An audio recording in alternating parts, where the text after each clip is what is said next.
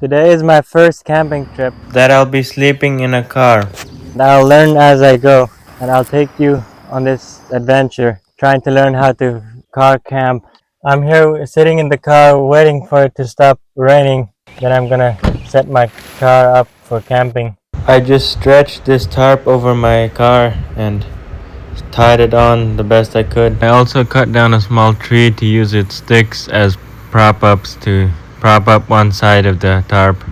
If you have watched any of my previous videos, you will see that I do not wear a Mennonite hat like this, but for this video I decided to wear one. Plus, I think it's kinda cool. And there's another reason. I actually grew up in a Mennonite community, so I'm well used to wearing a hat like this. It gives me good memories.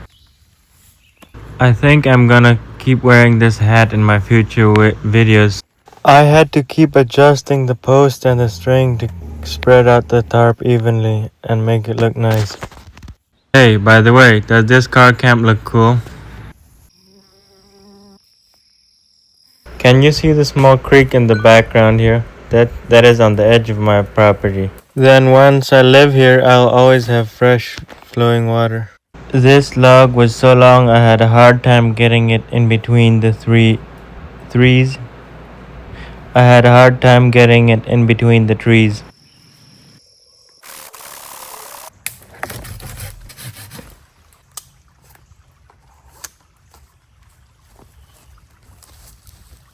Just rained very recently, so everything was soaking wet. So I thought I could find some dry cedar branches to light a fire.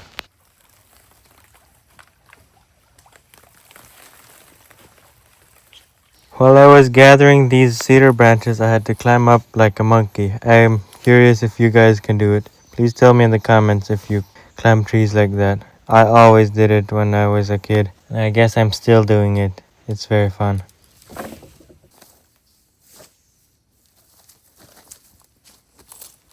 Under this big broken window, I found some dry leaves.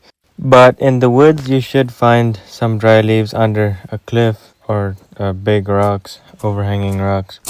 Okay, I'll just put them here and just hope they don't get soaked. Just after a rain, so everything is soaked. So I'll see if I can successfully light a fire. There is a small piece of junk stuck in the ladder opening. I think these leaves are not quite dry enough or something. I got these leaves to burn, but I didn't have enough dry material, so it didn't help much anyway. From this angle, the video is very low quality because my Canon camera did not perform well in low light, but my iPhone did a lot better. Now these here are cedar branches. They're not completely dry, but I'll just slowly pile them on fire once I got the fire burning, and I'm gonna try see if this works. These here that are darker like this, these are soaked, so I'll try to get some. Now these here branches that are not quite as dark, not quite as soaked. I had to learn the hard way that wet cedar branches don't work to light fire. Okay, my fire died. I guess I'll just try again. Now I'm just sitting and thinking, pondering, is there a way to light a fire easier? Dang!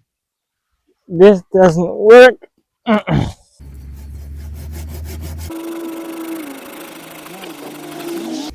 I know what. I've got an idea. I'll cut these little logs off and split them in half.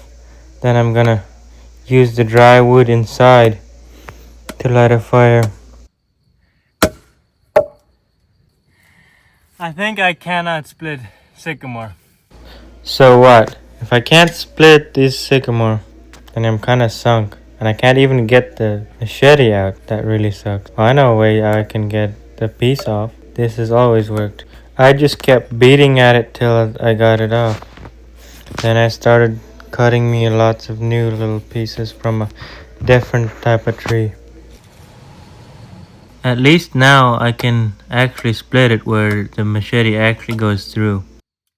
That's a lot better than before, but how am I gonna get the dry wood out from the middle? I'll have to split it in many small pieces. Then I'll have to make sure I don't use the outside of the little logs and use a lot of splinters to light a fire.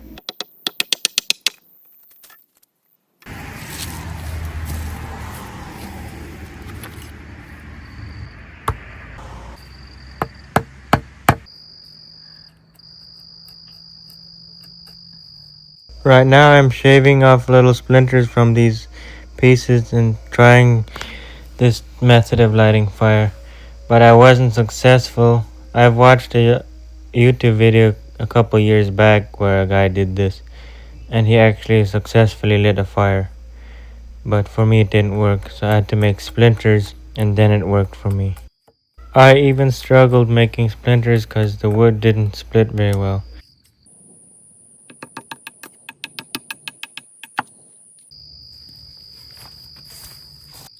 Now I'm trying to light a fire with these little pieces of wood with the shavings attached to it, and it looks like I was successful until I wasn't. Nah, just because fire died right now isn't gonna make me quit. I'm gonna try it as long as I can. You know what? It was actually already getting late, and if I wouldn't have been that stubborn, I would have actually lit a fire earlier. What I'm talking about actually mean if I would have tried a different method, then I probably would have lit a fire earlier. But there is a saying, try again until you succeed. So I wasn't gonna quit. I needed a fire, and I badly needed one. Or at least that's what I thought. I actually successfully lit a fire because I tried to light the little splinters instead of the other shaving boards. Now, I guess I figured out how to light a fire. It was the first time for me lighting a fire after a heavy rain.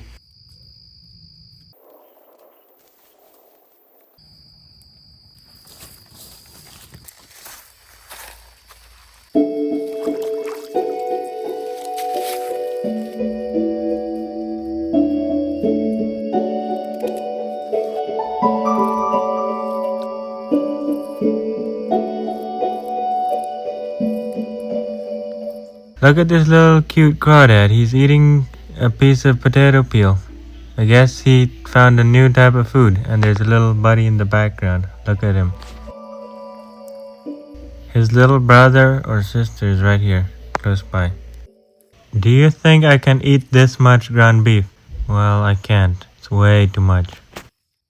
If I was only eating the meat, I could probably eat half of it, but now I'm just eating 1/3 of it because I'm still making a big soup.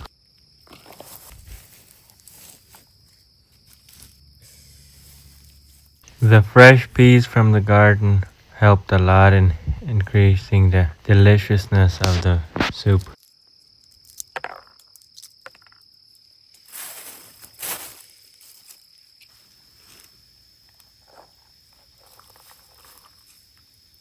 The fire basically died, so I'll have to somehow get it to burn again. There you go, that's a lot better. Fresh parsley from the garden.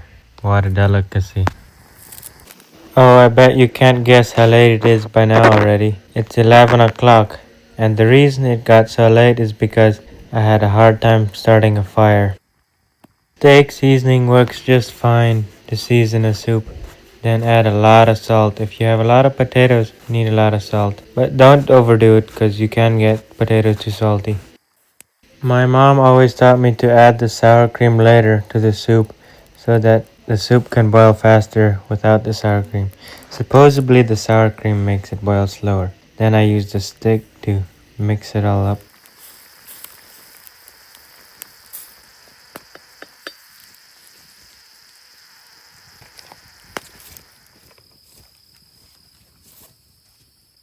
Now I'm gonna add a lot of soup to my plate.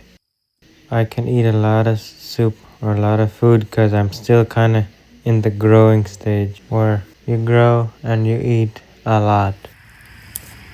Look at how much the road is used that goes past my farm because a car goes past at 11 o'clock, so the road must be used quite a bit.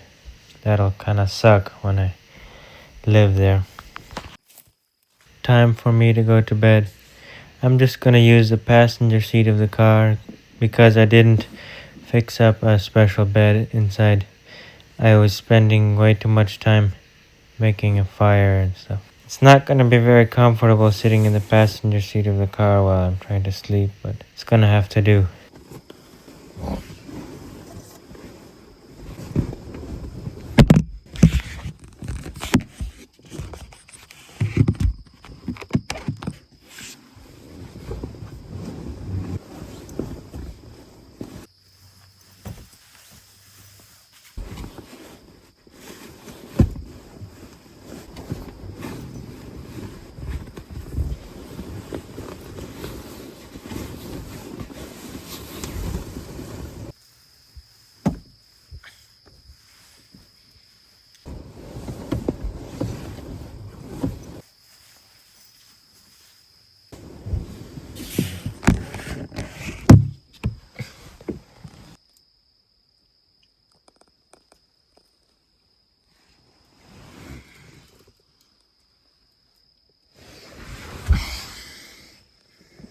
Okay, I will see you in the morning. See if I can sleep.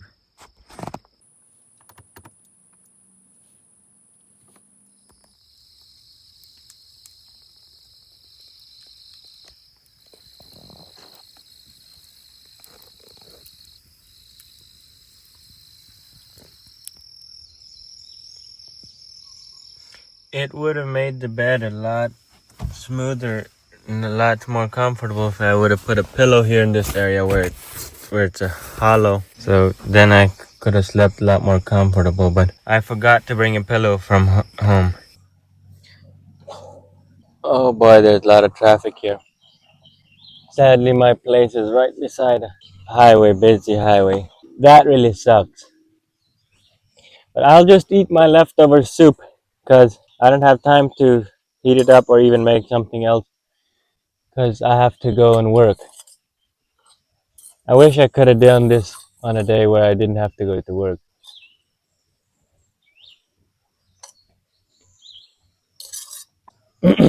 This soup is very delicious. I haven't made a soup this delicious in a while.